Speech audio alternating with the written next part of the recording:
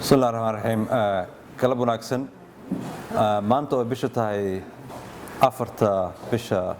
July ama Luulyo 2019 waxaa qabsoomay shirkeennii caadiga ah ee khamiislaha ee u daadihinayay ra'iisul wasaare ku-xigeenka Jamhuuriyadda Federaalka Soomaaliyeed mudane Mahdi Maxamed Guuleed waxaa looga hadlay arrimo dhowr oo masiiri ah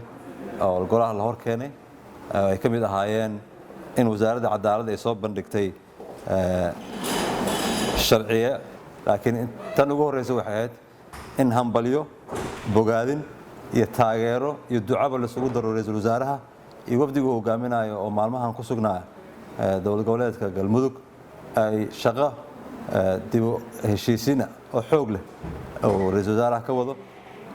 golaha wasiiradan waxay isla wada garteen inay taaniidaas u diraan ra'iisul wasaaraha iyo wafdiga asaga la socdo oo arrimahaas kala shaqeynaya kadib waxaa wasaaradda cadaaladda ay soo bandhigtay sharciga hindis sharciyeedka notaayada dadweynaha oo ah sharci dib u eegis lagu sameeyay sharci hore u dijiray iyo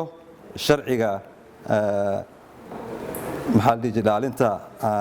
hanti dhaqameedka marka waxaa si unanimous isugu raaceen wasaaradaha in labada sharci ay paas gareeyaan maanta